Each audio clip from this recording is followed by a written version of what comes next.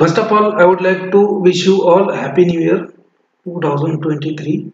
Again, it is important chapter for your GPAT NIPER and other exams. In today's session, we are going to see the mass spectroscopy. One or two questions they used to ask frequently from this chapter. So this chapter is also important. Then what remains from analysis? Mass spectrometry. So as the name indicates, mass means what? Mass means it is a weight. So what kind of weight? It is a molecular weight. So this mass spectroscopy will give you information, will give you idea regarding the molecular weight of the compound under analysis. So if you want to do analysis of unknown compound, you should know the molecular weight. If you want to find out the unknown compound, the structure of unknown compound, for spectroscopic data.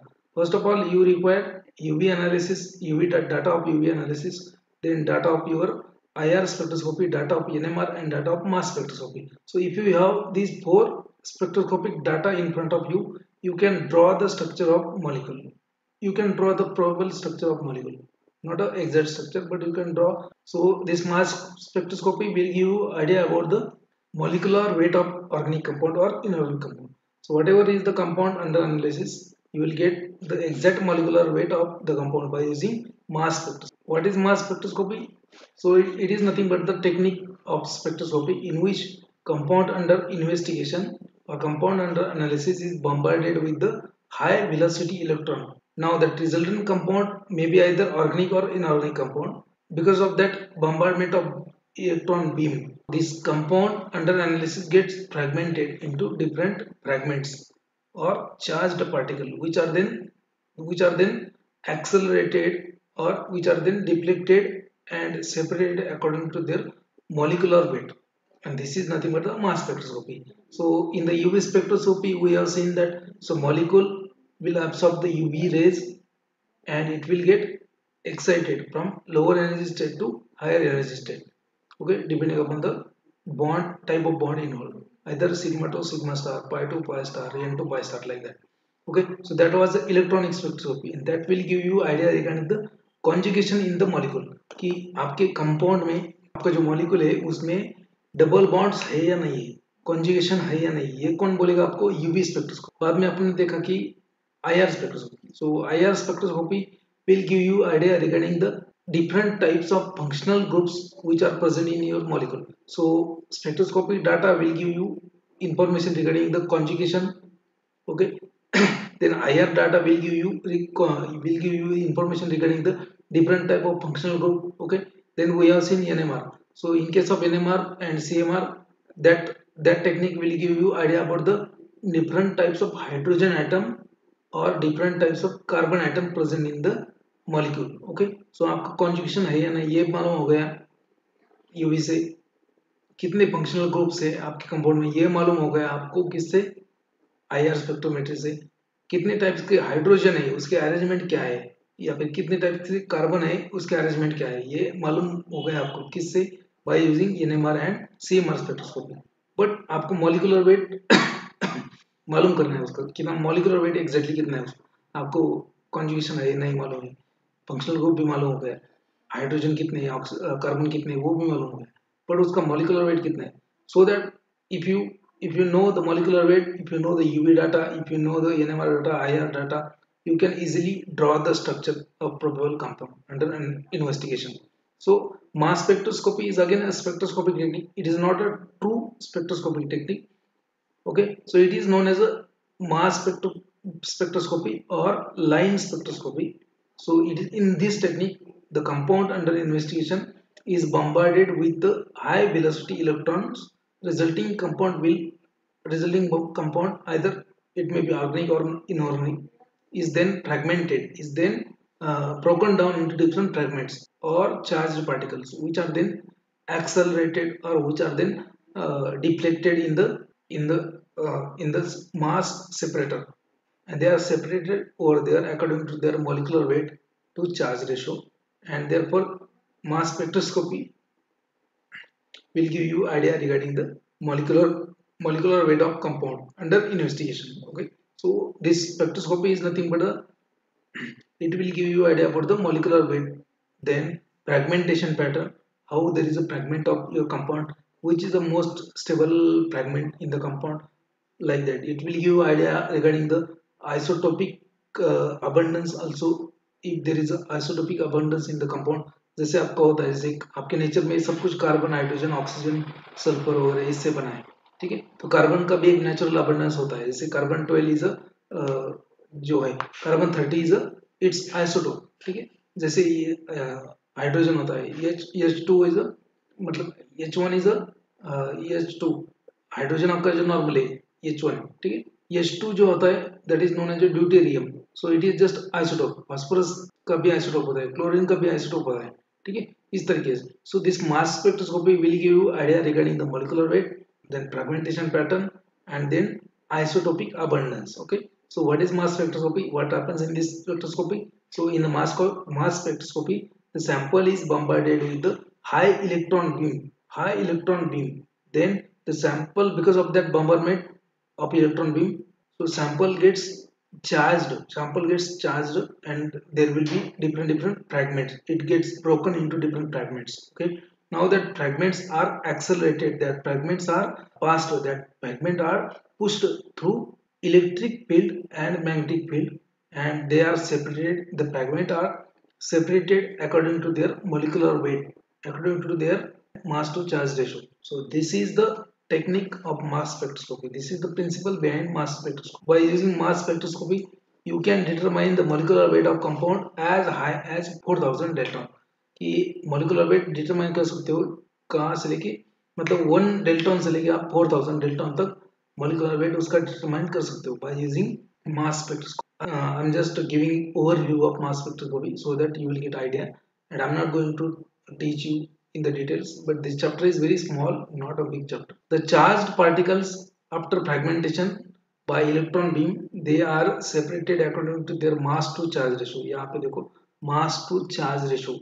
Okay, so they are separated according to their mass to charge ratio, कि उसका molecular weight कितना है और उसके ऊपर charge कितना है, by sequentially deflecting or accelerating in the electric and magnetic field. Okay, so mass spectrometry में क्या है exactly, कि आपका जो सैंपल है, सबसे पहले आपका जो सैंपल है उसको क्या करना है, इलेक्ट्रॉन बीम उसके ऊपर बम्बार्ड करना है। तो बम्बार्ड करेंगे तो क्या होगा, जैसे इलेक्ट्रॉन बीम मतलब क्या, निगेटिवली चार्ज होता है, ठीक है। उसके ऊपर बम्बार्ड करेंगे तो उसका निगेटिवली चार्ज बम्बार्ड करेंगे तो उसका क्या होता है, एक हाइड्रोजन निकल के आएगा, ठीक है। सो एक इलेक्ट्रॉन मॉलिक्यूल का निकल के आएगा, तो molecule will become charge positive, plus sign आएगा उसके, सो 1 फ्रैगमेंट। उसके बाद में अगेन ज्यादा आपके बॉम्बार्डमेंट किया तो उसमें क्या होगा कि उसका ब्रेक डाउन होगा. सो molecule under investigation after bombardment with the electron beam, so it gets fragmented, it will get charged, and this fragment will be separated according to their mass to charge ratio by accelerating these fragments in magnetic field and electric field sequentially, and this is nothing but the mass spectroscopy. Now they are separated according to their mass to charge ratio. What are the different components of mass spectrometer? So first one is a sample handling system, or it is known as sample inlet. Sample handling system or sample inlet. Another part will be the ion source. The ion source, or it is also known as the ionization chamber or ionization techniques. Okay. Second part. Now third part is electric accelerating system. Okay.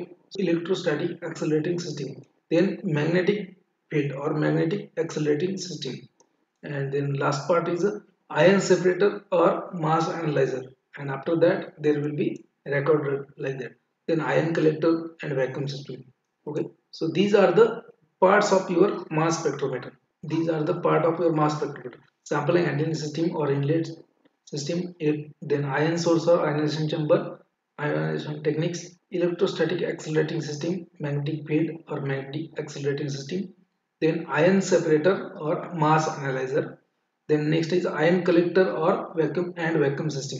So these are the different parts of your mass spectrometer. Now your mass spectrometer will look like this.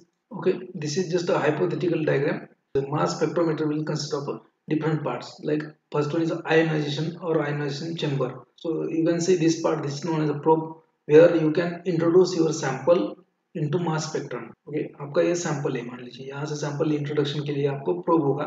उसके बाद में ये जो chamber होता है यहाँ से pink colour का, तो this chamber is known as ionization chamber.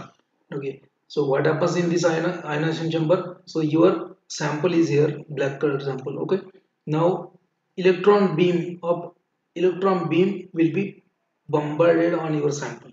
Okay, using ion source. ये आयनाइजेशन जो भी होता है आयनाइजेशन टेक्निक वो अपन बाद में देखेंगे. So electron beam will be bombarded on your sample. So what happen? Your sample will lose a electron. Okay, will lose a electron. It get positively charged. Okay, now depending upon the intensity of this electron beam, there will be different fragments of your molecule. Now these fragments, they are deflected into magnetic field first. So they are deflected into electric field and magnetic. पहले तो ये अपना यहाँ पे electric field होगा यहाँ पे, ठीक है. So electric field and magnetic field, तो यहाँ से डिफ्लेक्ट होके यहाँ से पास किया जाएगा. अभी इसमें क्या होता है कि यहाँ पे जैसे चार्ज मॉलिक्यूल होता है, चार्ज हो गया आपका मॉलिक्यूल, तो उसमें क्या होता है वहाँ पे अगर पॉजिटिव ये रखेंगे पॉजिटिव इलेक्ट्रिकल वोल्टेज रखेंगे तो आपका मॉलिक्यूल यहाँ से ऑटोमेटिकली पुश हो जाएगा यार. मतलब यहाँ पे अगर पॉजिटिव करंट रखेंगे तो आपका मॉलिक्यूल भी पॉजिटिव चार्ज है, तो positive will repel to each other and your molecule will be deflected into this tube. Okay, this is known as a magnetic sector. This is known as a magnetic sector. Okay, so the different fragments of your ion will pass through this magnetic sector and then electric sector. So in the magnetic sector अब ये fragment हो गए, तो उसमें जो different fragment होगी, कुछ बड़ा fragment होगा, कुछ छोटा fragment होगा, ठीक है. तो they will be deflected through this magnet. Now this magnet is not straight, it is a curve, it has a curve. So in the curve path, so higher molecular weight fragment, they will take a longer path, and small fragment they will take a peak path. ठीक है, जो small fragment है वो जल्दी बाहर निकलेगा यहाँ से, और जो लंबा fragment है वो थोड़ी देर के बाद निकलेगा. So they will be separated. Okay, then this is known as a magnetic field. Okay, and then they will be accelerated to electric field and magnetic field, and then they will be collected and detected using the detector. So this is just a rough idea of mass spectroscope, mass spectrometer. ठीक है. सो ionization chamber, यहाँ पे सब ionization होगा. Ionization होने के बाद आपका जो फ्रैगमेंट बना है वो यहाँ से पास होगा. तो उसके जो मॉलिक्यूलर वेट है उसके ऊपर जो चार्ज है उसके बेसिस पे यहाँ पे उसका डिफ्लेक्शन होगा, उसके बेसिस उसका सेपरेशन होगा, और बाद में यहाँ पे डिटेक्ट हो जाएगा. So this is known as deflection and this is the detector. So it is just simplified diagram. So parts of mass spectrometer. Okay. Now what are the different parts? First one is the sample handling system. Okay.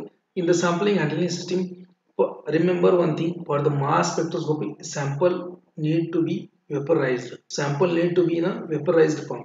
Okay. So sample must be in a vaporized form for mass analysis. Okay. So if it is not in a if it is in a solid state or liquid state, then it must be vaporized. Okay, अगर solid sample है आपका, liquid है, तो उसको vapor में convert करना पड़ेगा, और बाद में ही उसको sample नहीं, मतलब बाद में उसका mass analysis हो सकता है. So sample must be in a vaporized form for the mass analysis or mass spectroscopy. So the sample is converted into the vapors. Sample is converted into vapors in the inlet system using heat. The rate of sample introduction into the ionization chamber remains constant. For a better result, 30 to 50 torque pressure is used.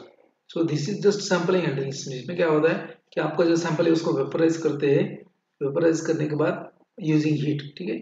उसके बाद में rate of sample introduction in the ionization chamber, कि ionization chamber में उसको कितना rate है introduction, कितना उसका रेट होना चाहिए, वो कांस्टेंट होना चाहिए. उसके लिए वहाँ पे वैक्यूम भी यूज करते हैं, मतलब 30 to 50 torque pressure.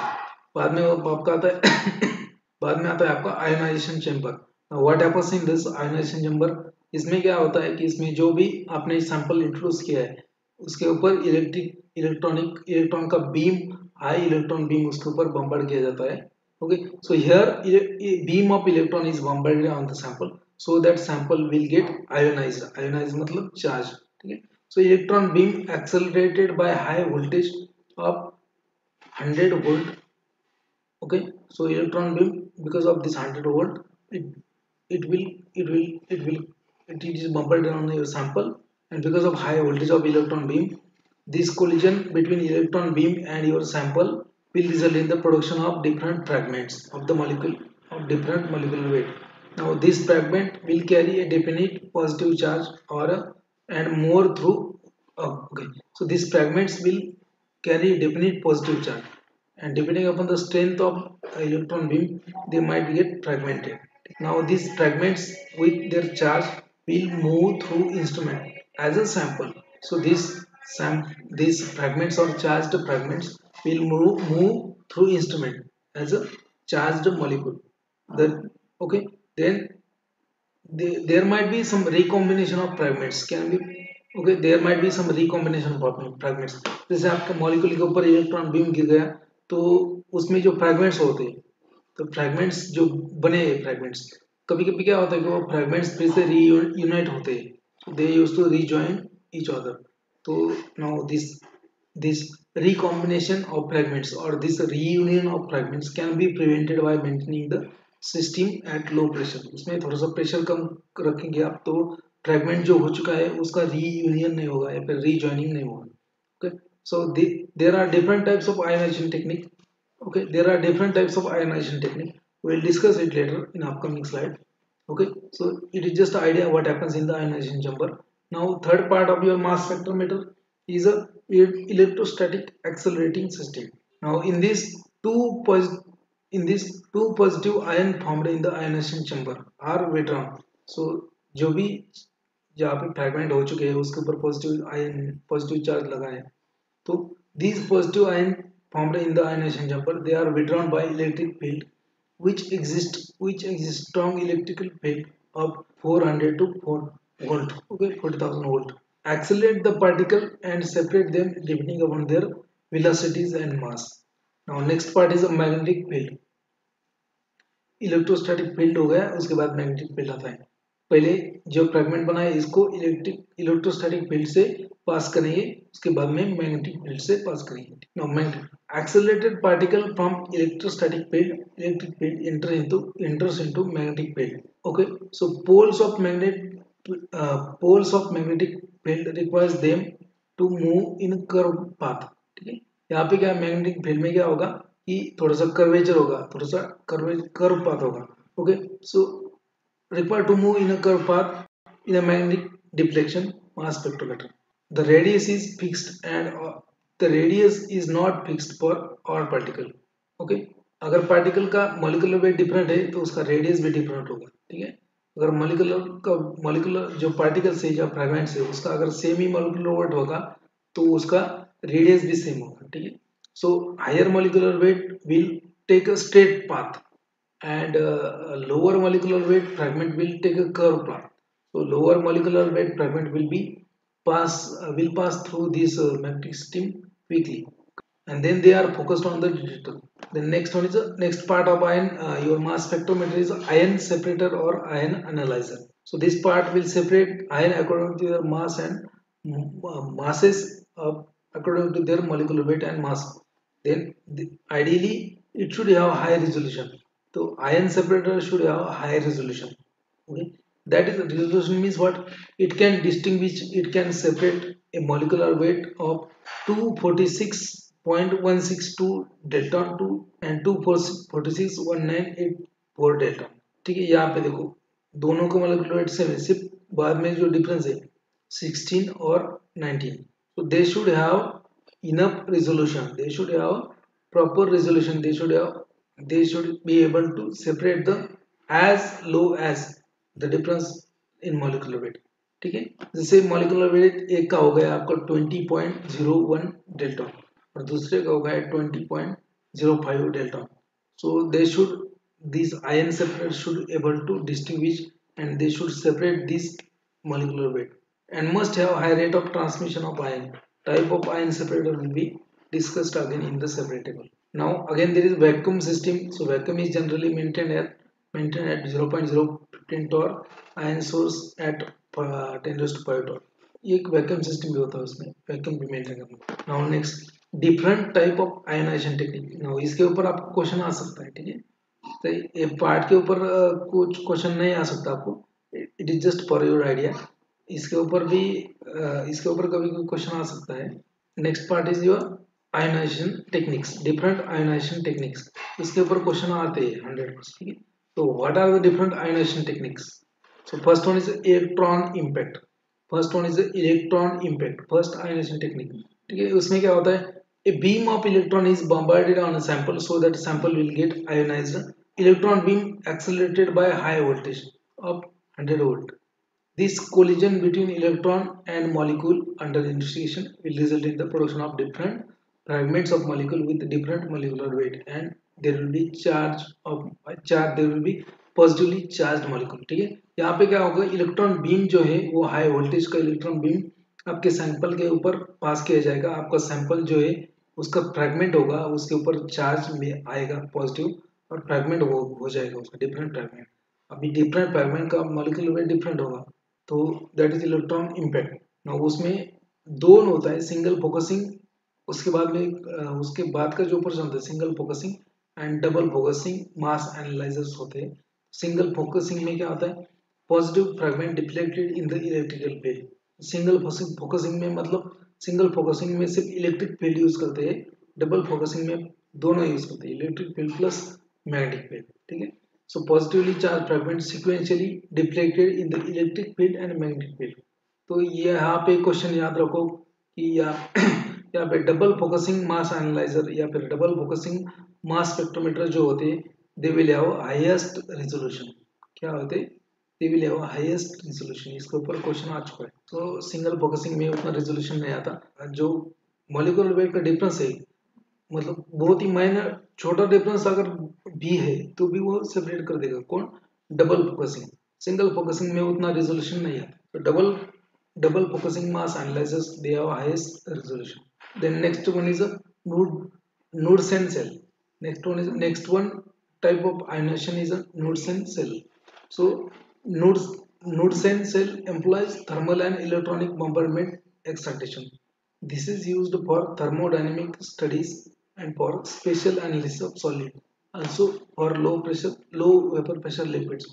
The cell is heated by radiation or electron bombardment to attain a temperature continuously and adjustable at from the ambient to 2500 degree Celsius. तो याद इसमें कुछ ज़्यादा कुछ याद मत करो, बस इतना याद रखो कि it is a type of ionization technique. क्या, Knudsen cell,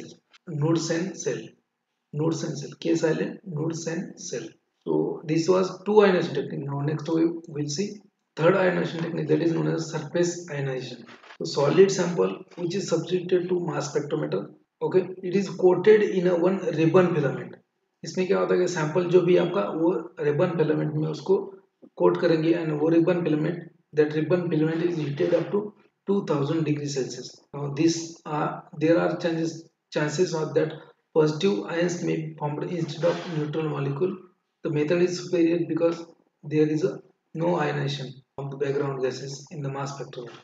Now surface ionization मतलब क्या, कि आपका जो सैंपल है उसका ही आयोनाइजेशन करेंगे आप, उसका ही जो बैकग्राउंड गैसेस वगैरह होता है स्पेक्ट्रोफोटोमीटर में, उसका आयोनाइजेशन नहीं होगा इसमें, क्योंकि इट इज आपका सैंपल इसमें रैप किया हुआ है, किसमें, जो फिलामेंट होता है रिबन फिलामेंट, उसमें रैप किया है और उसको हिट किया है, बाद में उसका आपका आयोनाइजेशन होगा या फिर फ्रेगमेंटेशन होगा, ठीक है।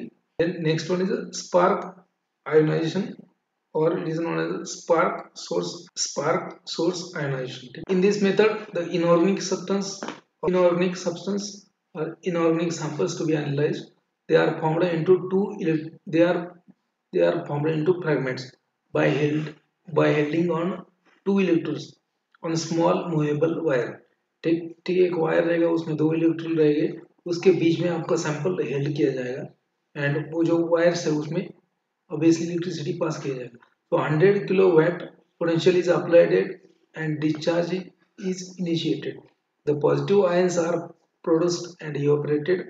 Detection sensitivity is too high, which is the advantage of this machine, this ionization. So electron impact, Knudsen cell, then surface ionization, then spark ionization. Just remember the name.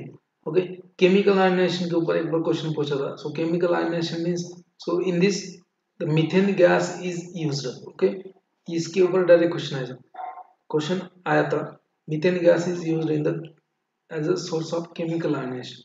So chemical मतलब chemical ionization. So methane gas is used. Methane gas is introduced in the chamber, okay, and then electron beam is passed through this methane gas. Now it will become a methane radical. It will become a radical, okay. So reaction of gas that is methane. So reaction gas that is methane radical will undergo ionization to produce ions, which react with the molecule, your sample, to produce a different positive ions, that is a chemical ionization. Now fast atom bombardment, तो fast atom bombardment उसको FAB बोलते हैं. So high energy beam of natural neutral atoms like deuterium and argon strikes the solid, causing a disruption and ionization. ये high energy के जो atoms रहते हैं जैसे ये आर्गॉन ड्यूटेरियम, तो ये क्या करेगा, इसका बम्बार्डमेंट करेंगे सैंपल के ऊपर, तो क्या होगा, सैंपल का डिसऑप्शन होगा, आयनाइजेशन होगा. And mostly it is used for the biological molecules and large molecular ions and less fragmentation. तो इसका ये एडवांटेज होता है कि जो फास्ट एटम बम्बार्डमेंट है, so that is mostly used for the biological. For example, if you want to analyze the molecular weight of proteins, if you want to analyze the molecular weight of your enzymes, then fast atom bombardment is used. Or and there is another technique known as a MALDI, matrix assisted laser disruption technique. So ये use करते हैं, ठीक. सो इसमें fast atom bombardment में क्या होता है, जो एटम है उसको हाई वेलोसिटी से आपको सैंपल के ऊपर बम्बार्ड किया जाता है. So sample will be become ionized, sample will become ionized and fragments will be there. So it is used for biological molecules. Large molecular ion will be formed and less fragmentation will be there, so you can determine the molecular weight exactly. Then matrix assisted laser disruption technique, MALDI, that is used, that in this technique laser beam is used, okay. So first of all जो भी आपका biological molecule है, protein या फिर enzyme, वो सबसे पहले उसको एक मेम्ब्रेन के ऊपर फिक्स किया जाता है. उसके बाद में उसके बाद लेजर बीम अप्लाई किया जाता है, ताकि लेजर बीम क्या करेगा, फिर उसका फ्रेगमेंटेशन करेगा, आयनाइजेशन करेगा. So that is involve in the MALDI. Now next one is electro spray ionization. So solution of sample is spread across the high potential difference through needle in the interface. This produces multiple charge ion. इसमें क्या होगा कि दो electrodes होंगे और वो electrodes के उसमें डिफरेंस होगा, potential difference, high potential difference, ठीक है. मतलब इलेक्ट्रिसिटी होंगे उसमें, पॉजिटिव प्लस नेगेटिव, और उसके बीच में आपको सैंपल उसके ऊपर स्प्रे करना है, that is electro spray ionization. Solution of sample is spread across the high potential difference electrodes through a needle interface. This produces multiple charge ion.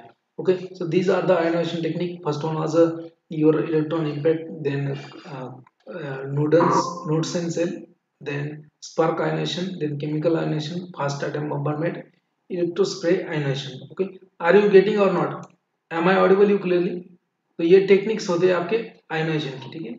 ये याद रखो. सिर्फ टेक्निक किसमें क्या याद रखना है आपको, कि देखो इलेक्ट्रॉन इम्पैक्ट में क्या होगा कि हाई वोल्टेज इलेक्ट्रॉन बीम जो पास करेंगे आपके मॉलिक्यूल के ऊपर, और उसके वजह से क्या होगा, उसका आपके मॉलिक्यूल का फ्रेगमेंटेशन होगा और उसमें चार्ज भी आएगा, पॉजिटिव चार्ज, ठीक है. तो उसके बाद में इसको मतलब ये आयनाइजेशन होगा, उसके बाद में उसको डिफ्लेक्ट किया जाता है. डिपेंडिंग अपॉन द डिफ्लेक्शन दो टाइप होते हैं स्पेक्ट्रोमीटर के, single focusing, double focusing. Single focusing में सिर्फ इलेक्ट्रिकल फील्ड होता है जिससे थ्रू आप आपके जो फ्रेगमेंट हो गए उसको पास करेंगे. तो इसमें क्या होता है कि इसमें जो रेजोल्यूशन होता है वो कम होता है, जो सेपरेशन होता है according to mass to charge ratio, इतना ये नहीं, ज़्यादा प्रिसाइज नहीं होता. So it's a less resolution.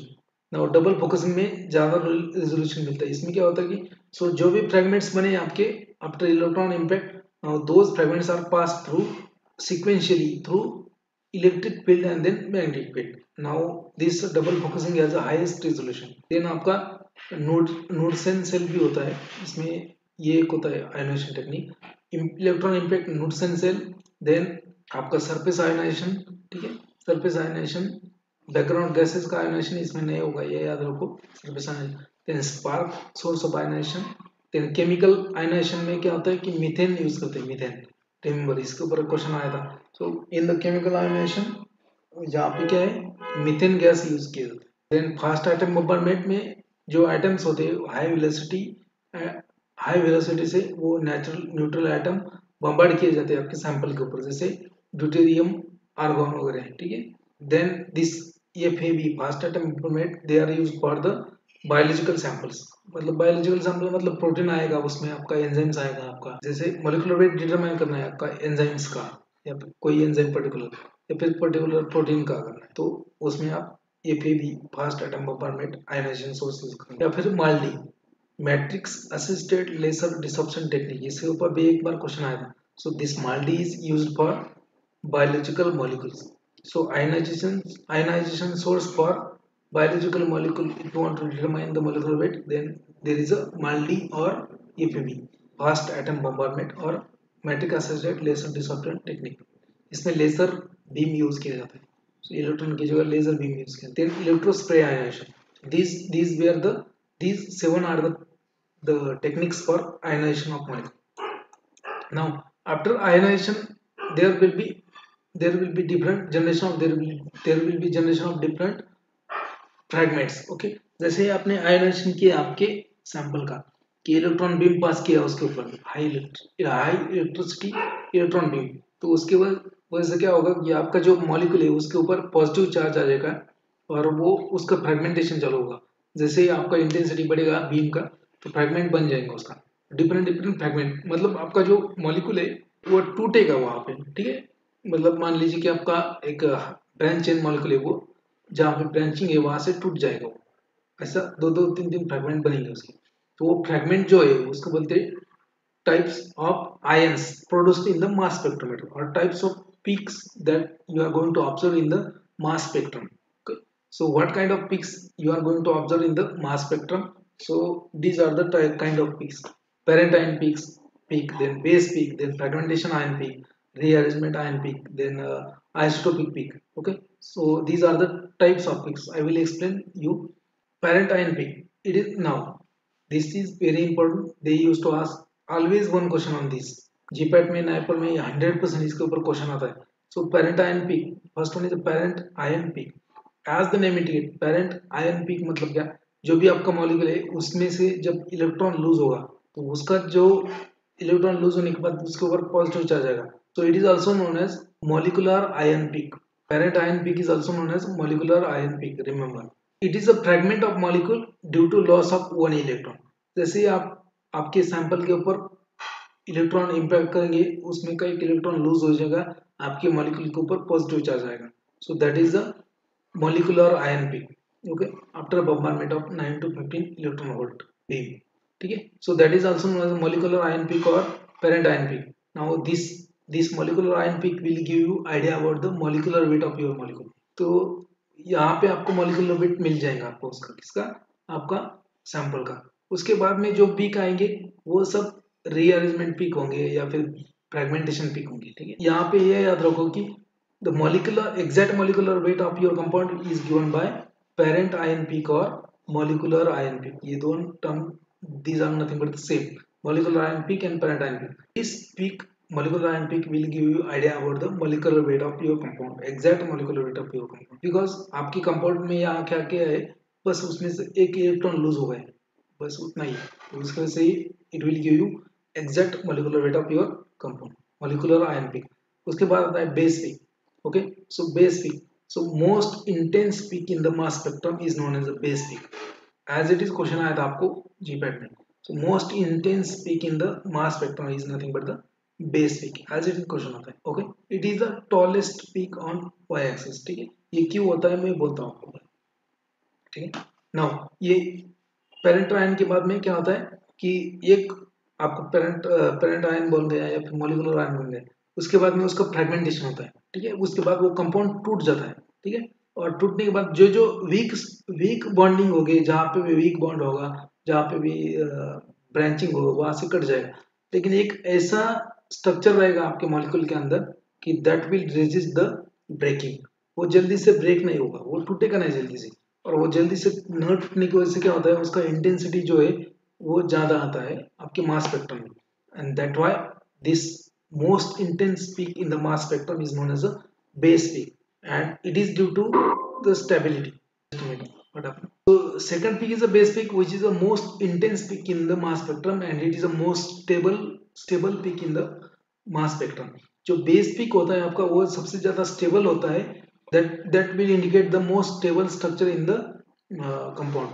जैसे मान लीजिए आपका पैरासिटामोल है, ठीक है, पैरासिटामोल में क्या है, दो ग्रुप्स है, पैरा हाइड्रोक्सी एंड पैरा एस्टामिडो, ठीक है। तो एस्टामिडो तो ब्रेक हो जाएगा पहले, इसमें पहले सबसे पहले क्या होगा कि उसको इम्पैक्ट करेंगे तो जो एस्टामिडो ग्रुप है उसके ऊपर से एक इलेक्ट्रॉन निकल जाएगा और बाकी स्ट्रक्चर का एक पिक आएगा, उसको बोलेंगे पैरेंटाइन पिक। उसके बाद में वो ब्रेक हो जाएगा, एस्टामिडो ब्रेक हो जाएगा, ठीक है, हाइड्रोक्सिल ग्रुप निकल जाएगा, और जो बेंजीन देखिए that will be a stable structure, ठीक है। तो उसके वैसे वो जल्दी ब्रेक नहीं हुआ, बेंजीन रिंग जल्दी ब्रेक नहीं हुआ, तो that is a stable, that will resist the breaking. So that's why its intensity will be high in the mass spectrum, and this is known as a base peak.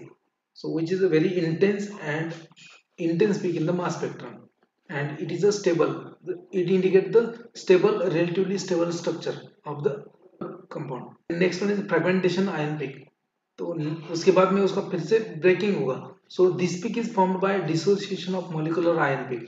अभी ये molecular ion pick जो होता है उसका dissociation मतलब उसका break down होता है, ठीक है. So different there are different rules for breaking, कि जहाँ पे ब्रांचिंग होगा वहीं से टूट जाएगा कंपाउंड, जहाँ पे कोई ग्रुप होगा वहां से टूट जाएगा, ऐसा. So this is known as fragmentation ion peak. So peak is formed by dissociation or fragmentation of molecular ion in the different smaller peak, also known as a daughter ion peak. So fragmentation ion peak is also known as a daughter ion peak. याद रखो, parent ion peak is known as a molecular ion peak, daughter ion peak is known as a fragmentation ion peak. Now rearrangement peak. So in the ion in which is not a part of original molecule, but it is a part of rearrangement that has been occurred during the redistribution of atoms or group is known as a rearrangement peak. ठीक है, यहाँ पे break down हो गया, different pics मिल गए आपके. कभी कभी क्या होता है, कुछ पिक्स रीयूनाइट होते हैं और रीअरेंजमेंट होता है, उनका रीअरेंजमेंट होता है और वो नया ही पिक बनेगा, नया ही कुछ स्ट्रक्चर बनेगा. So it is not a normal structure of your compound, but it is due to the different fragments generated in the mass spectrometer, and they used to reunite and form a rearrangement ion. So that is a rearrangement ion peak. So it is not a part of original molecule, but it is a part of a rearrangement that is occurred during the redistribution of atom or groups is known as a rearrangement peak. It occurs commonly through migration of alkyl group. Alkyl group जैसे CO, CS3, CH2, CH2 यहाँ से break होगा molecule और उसका fragment बन जाएगा. तो कभी कभी वो फ्रैगमेंट क्या होता है, दूसरा जो बड़ा फ्रैगमेंट है उसके ऊपर जाके रीअरेंजमेंट रिएक्शन बनाती है, वो पिक देगा. This 5 and 6 M+1 peak and M+2 peaks. These M+1 and M+2 peak, they are known as a isotopic peak. They are known as a isotopic peak. यहाँ पे M1 peak लिखा है, M2 peak लिखा है. Both these are known as a isotopic peaks.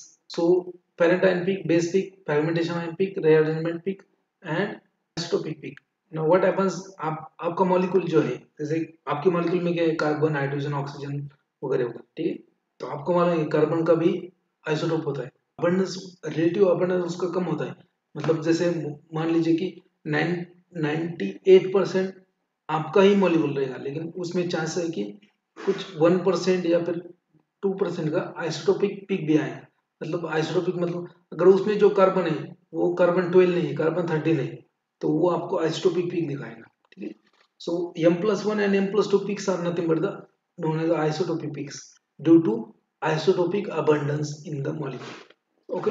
So M+ peak मतलब क्या, यहाँ पे देखो पेरेंट आयन पिक जो है, मान लीजिए कि उसका मॉलिक्यूलर वेट है 101, ठीक है, 101 अगर पेरेंट आयन या फिर मॉलिक्यूलर आयन का मॉलिक्यूलर वेट है, ठीक है. तो आपका आइसोटोपिक पिक जो है M+1 मतलब क्या कि इसका मॉलिक्यूलर आयन पिक +1, ठीक है. मतलब मॉलिक्यूलर आयन पिक का अगर 101 मॉलिक्यूलर वेट है तो 101 + 1 102, तो 102 पे आइसोटोपिक पीक आएगा. लेकिन जो भी आइसोटोपिक पीक्स होते हैं वो पेरेंट आयन से पहले ही आ जाते हैं. क्यों? क्योंकि इसका मॉलिक्यूलर वेट ज्यादा होगा ना, आपका जो मॉलिक्यूलर आयन है उससे मॉलिक्यूलर वेट ज्यादा होगा, क्योंकि M+1 M+2 है, तो इससे पहले वो पिक आ जाएगी. तो there are very small intensity peaks which appears before the molecular ion peak. So those are known as the isotopic peak. That is due to isotopic abundance. For example, it occurs due to presence of carbon 13, deuterium, then nitrogen 15, sulfur 33. Isotopes of carbon, hydrogen, nitrogen, sulfur. जिसमें isotope का abundance है, isotopic abundance है, उसमें ये pick आ जाएगा. ठीक है. Now M+2 pics कब आते हैं? M+2 मतलब molecular ion 101 + 2 103. ठीक है. 103 पिक कब आएंगे? It occurs due to presence of oxygen, sulfur, chloride and bromide. So it is also known as due this M+2 peak is due to mostly because of presence of halides in the structure. ये chlorine, iodine, bromine ये जो है उसकी वजह से M+2 peak आता है. इसके ऊपर जीपैट में क्वेश्चन आ सकता है. M+1 peak and M+2 peak. So M+2 peak is mostly due to the halides जो ब्रोमीन, आयोडीन, क्लोरीन होते हैं उसकी वजह से. ठीक है. So these M+1 and M+2 peaks are known as isotopic peaks. ठीक है. So your mass spectrum will be look like this. ठीक है. mass spectrum का आपका जो ग्राफ है वो ऐसा है. तो it is nothing but the mass spectrum is nothing but it is a graph of relative abundance to the mass to charge ratio to the relative abundance.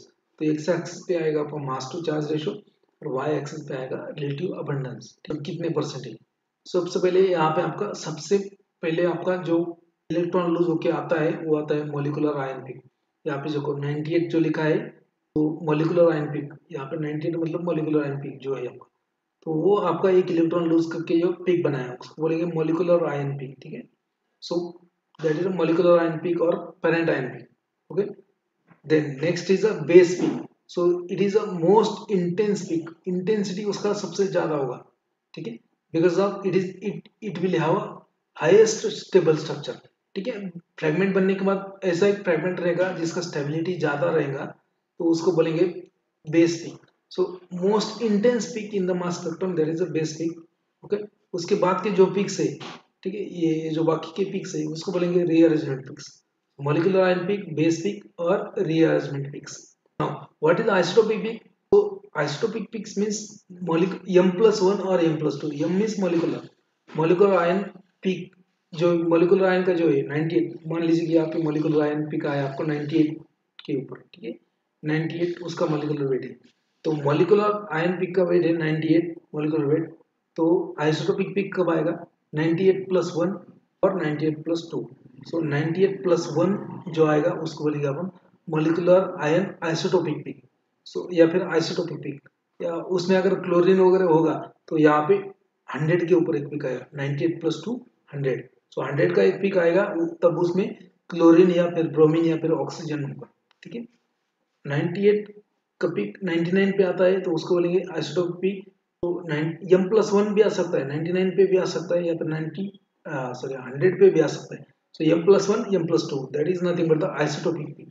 Molecular ion peak will give you idea about the molecular weight of your compound.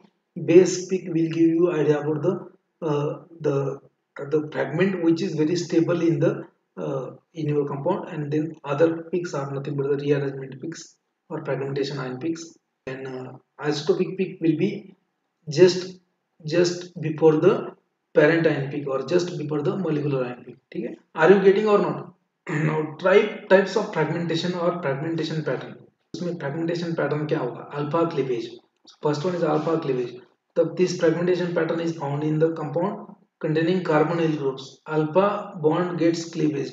ठीक है. Alpha beta जैसा होता है ना, alpha अपन नाम कर naming करते हैं. जो कार्बोनिल कार्बन है उसके नजदीक का जो कार्बन है उसको बोलेंगे अल्फा, उसके बाद का बीटा. ठीक है.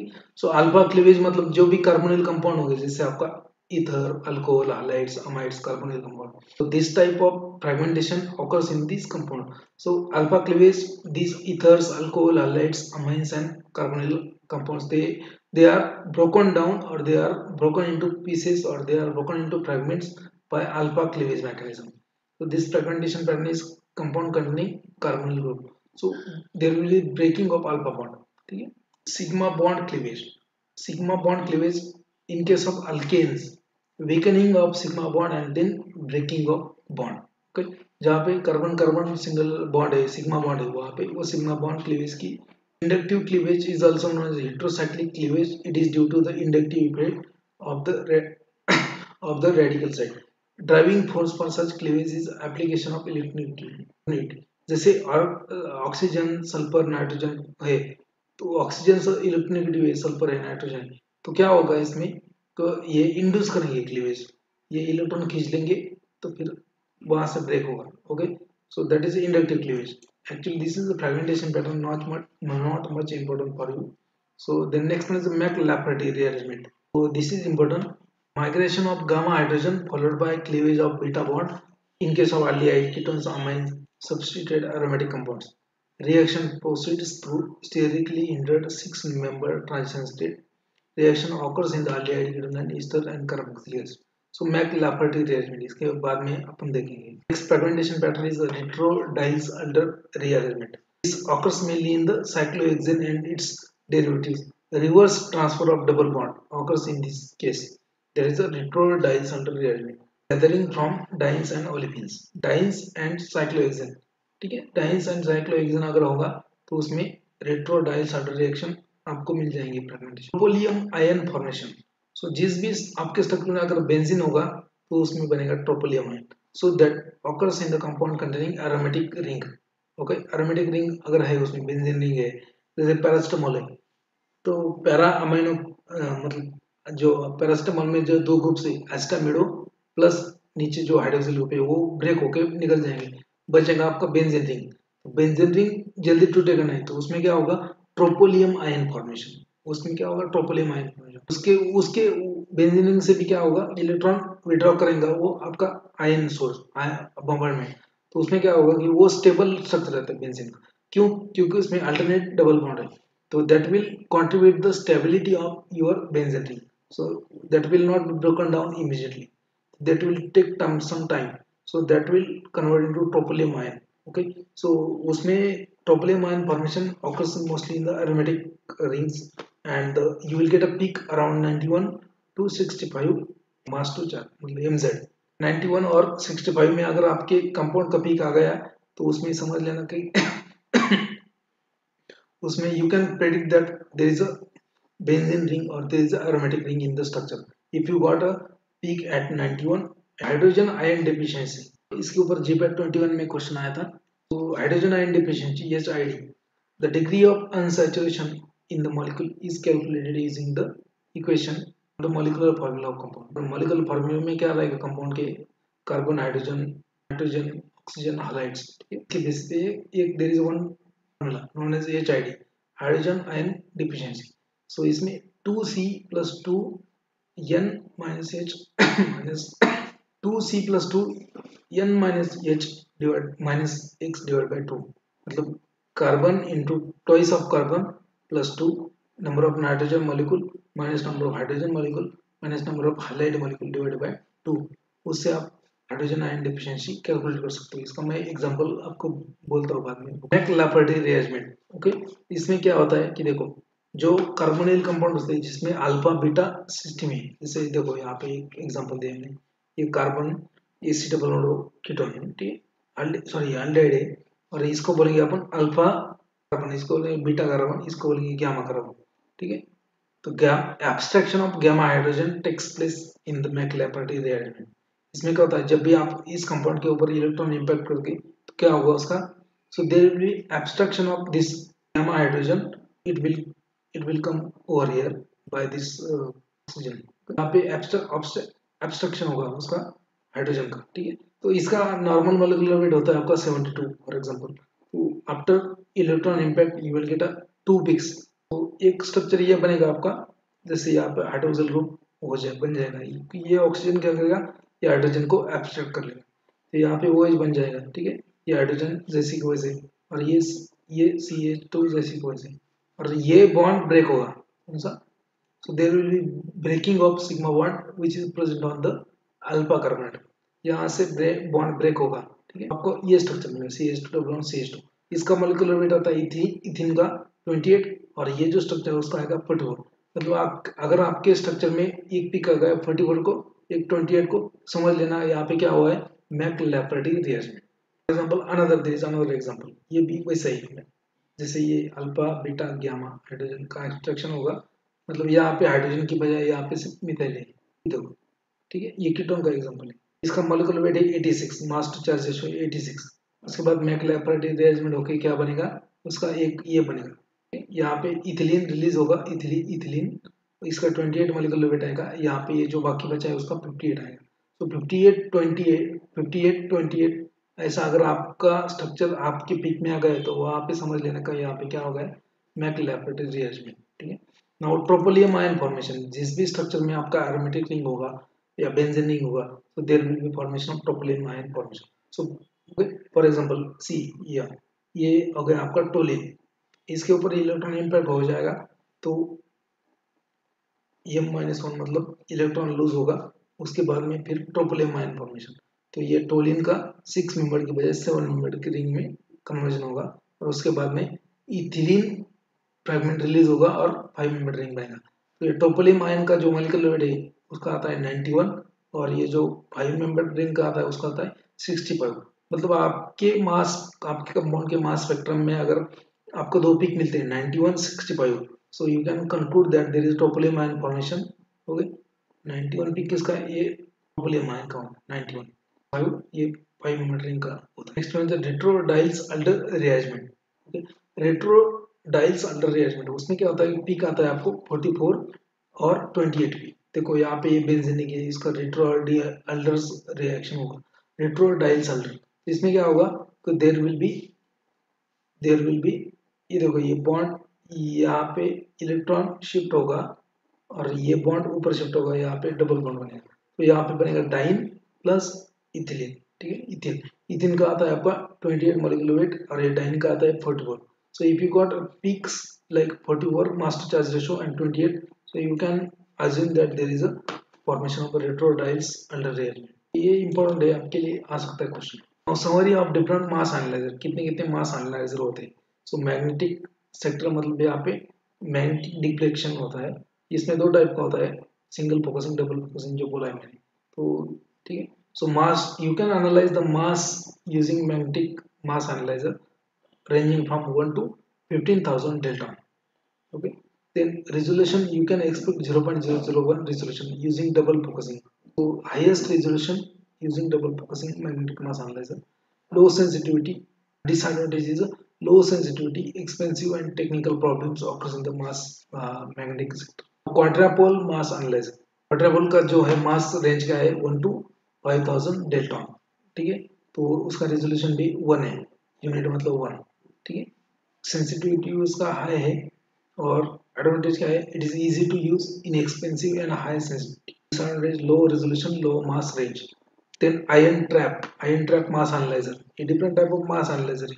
ट्रैप उसका भी 1 to 5,000 डेल्टॉन रेंज है उसका एनालिसिस का मास।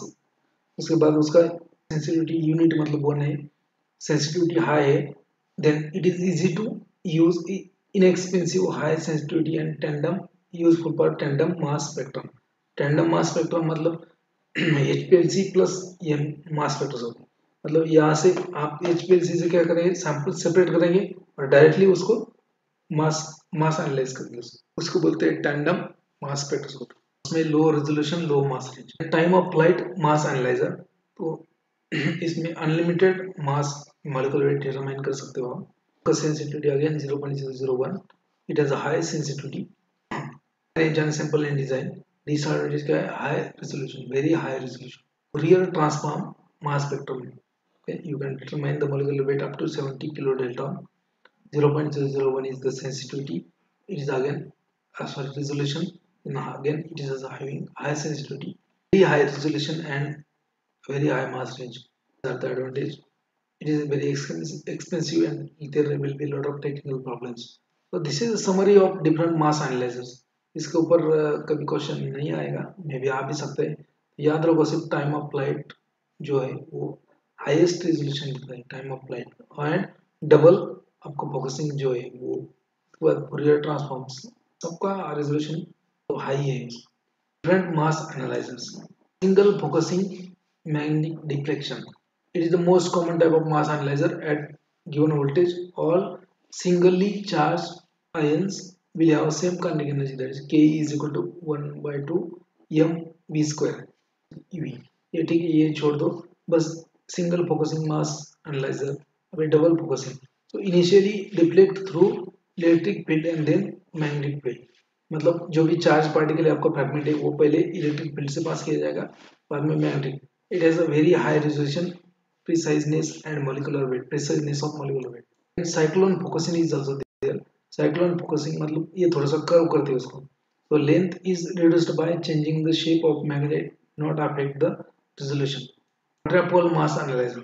ओके, इसमें क्या है, क्वाड्रापोल. क्वाड्रा मतलब चार, पोल मतलब चार रॉड्स होंगे. पोल मतलब rods. Quadrupole mass analyser.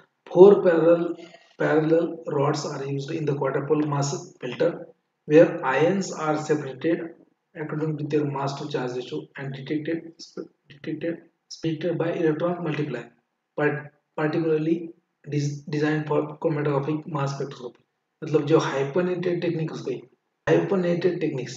So you might have heard the term hyphenated techniques. Hyphenated मतलब hyphen मतलब क्या होता है, hyphen मतलब dash. Hyphenated technique मतलब dash technique. मतलब एक साइड पे यूवी स्पेक्ट्रोस्कोपी, मास स्पेक्ट्रोमेट्री, से एलसीएमएस मतलब लिक्विड क्रोमेटोग्राफी, मास स्पेक्ट्रोस्कोपी, ये दोनों का ज्वाइनिंग करते हैं, मतलब इसको बोलते हैं हाइपरनेटेड टेक्निक्स. ठीक है, mass spectroscopy, LCMS, liquid chromatography, mass spectroscopy, LCMS मतलब लिक्विड क्रोमेटोग्राफी, मास स्पेक्ट्रोस्कोपी. जैसे अनदर टेक्निक अगर मास स्पेक्ट्रोस्कोपी को ज्वाइन किया तो उसको बोलेंगे हाइपरनेटेड टेक्निक्स. ठीक है, so this quadrupole mass analyser is particularly designed for the LCMS. Four parallel rods of tungsten which forces ion by means of oscillating and variable frequency field will give you certain advantage for JCMS, tandem mass spectroscopy. इसका structure मैं दिखाता हूँ बाद में. And time of flight mass analyzer, TOF. So ions are allowed to travel in a straight line through magnetic field free region, which will take a different time to travel at the given distance. Okay, at the given distance. Measurement of time of flight is the basis for this mass analyzer. Ion travels through so it is a structure of your quadrupole mass analyzer. यहाँ से आपका ionization source होगा और जो क्वाड्रापोल है, चार पोल होंगे यहाँ पे देखो, प्लस माइनस. तो इसमें से फिर आपका आयंस यहाँ पे पास किए जाएंगे. Transmission of ions from this transmitted ions और बाद में डिलीट हो जाएगा यूजिंग quadrupole mass analysis. कुछ पढ़ो मत. General approaches for determination of molecular structure, molecular weight by mass spectrometry. Exact molecular weight. Okay. So mass spectrometer will give information given by the parent ion, or molecular ion peak will give information regarding the exact molecular weight of compound. ठीक है, molecular ion peak or parent ion peak that will give you information regarding the exact molecular weight of your compound. Isotope effect, जैसे isotopic abundance अगर होता है तो मास molecular ion peak जो होता है उसके +1 और +2, m1 m+1 और m+2 पीक्स आते हैं. That will give you idea regarding the presence of isotopic ions. Okay, so isotopic effect means mass spectrometer can be used to determine the distribution of naturally occurring isotopes. Molecule having isotope will exhibit peaks in the mass spectrum at mass to charge ratio 1 or more unit higher than normal. जैसे molecular ion peak आता है आपका, उसके +1 आ सकता है या फिर +2 आ सकता है अगर उसमें isotopes. तो m+1, m+2 peaks आता है maximum in case of halides. If there is a presence of bromine, chlorine, iodine in structure, so there might be chance of getting isotopic peak m+2. Nitrogen rule. So number of nitrogen present in the molecule can be determined by nitrogen rule. Now this rule state that all organic compound having even integral molecular weight, और किसी organic compound का molecular weight even है, okay, so that must contain either none or even number of nitrogen atom. अगर किसी compound का molecular weight even है, even number है, ठीक है, जैसे होता है ना 120 क्या है, even नंबर है, 121 क्या है, ऑड नंबर है. अगर किसी कंपाउंड का इवन नंबर मॉलिक्यूलर वेट है तो उसमें एक तो नाइट्रोजन होगा ही नहीं या फिर इवन नंबर के नाइट्रोजन आइटम होंगे. ठीक है, ये नाइट्रोजन रूल कहता है. या फिर किसी कंपाउंड का मॉलिक्यूलर वेट ऑड है तो उसमें ऑड नंबर ऑफ नाइट्रोजन होंगे, ऐसा ही नाइट्रोजन रूल कहते हैं. So number of nitrogen present in the molecule can be determined by nitrogen rule. which state that all organic compound having integral even molecular weight must contain either none or even number of nitrogen atom, and all organic compound which have odd molecular weight must contain odd number of nitrogen atom. उसका examples भी दिया है, चातवाल में भी examples है available. Example यहाँ पे देखो, ये जो है CH3 C3H5 NO2 C6H7 NS, both compound has a one nitrogen and therefore will have odd molecular weight। इसका molecular weight डिटरमाइन करेंगे तो odd नंबर आएगा। ये होगा C6H7 BrN2, तो ये इसमें दो नाइट्रोजन है तो इसका molecular weight भी even आएगा, even molecular weight है, ठीक है। तो ये नाइट्रोजन रूल है। They can ask question on this. Nitrogen rule is related with one of the following spectroscopy। आपको आना चाहिए मास। Then ring rule, रिंग कितने होंगे ये इसके लिए रूल है। If molecular formula is unknown using mass spectroscopy, can if molecular formula is known using, मतलब मास स्पेक्ट्रोस्कोपी किया आपने, उसका molecular weight डिटरमाइन किया आपने, उसके बाद you can calculate number of rings or number of unsaturated site present in the compound by using a ring rule, ठीक है। ये ring rule होता है। According to this rule, number of unsaturated sites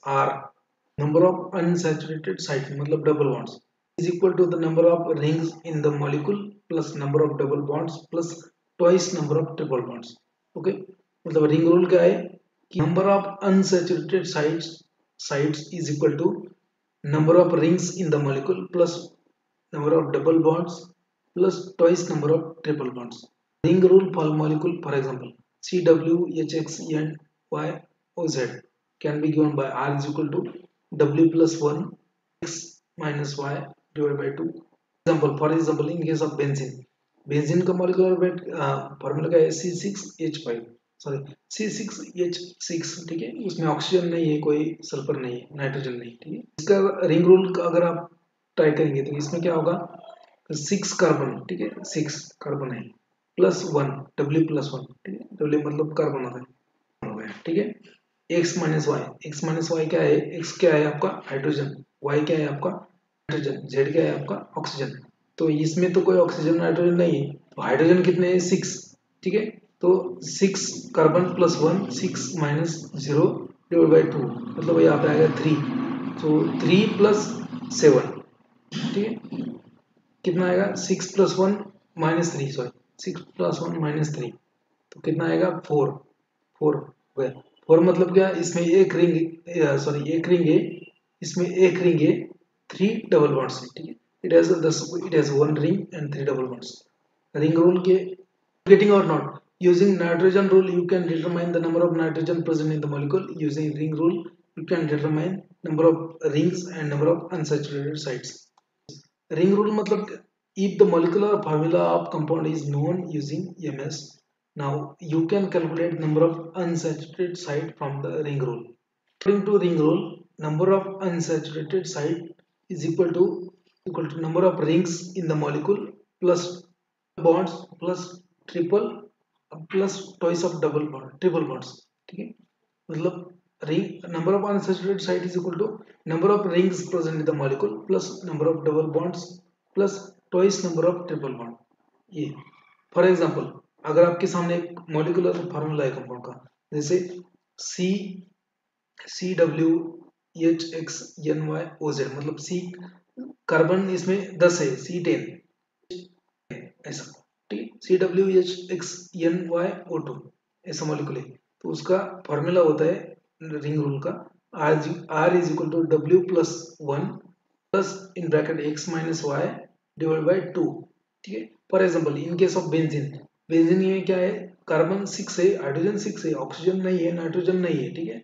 उसके लिए कैसे रूल अप्लाई होगा, देखो W क्या है, कार्बन है, कार्बन कितने हैं बेंजीन में 6, ठीक है, यहाँ पे आ गए 6 आपका, और बाद में प्लस 1, ठीक है, X माइनस वाई, X क्या है आपका हाइड्रोजन, यहाँ पे रूल जो है X माइनस वाई नहीं है, Y माइनस 6 है, ये जो है ना Y माइनस 6, यहाँ पे क्या है Y क्या है आपका नाइट्रोजन क्या है, कितना है 0 माइनस X क्या है आपका हाइड्रोजन, कितना है 6, तो 0 माइनस 6 डिवाइड बाई 2, तो minus 6 divide by 2 that is 3 and यहाँ पे कितना है 7, यहाँ पे कितना आया था 7 - 3, 7 - 3, ठीक है।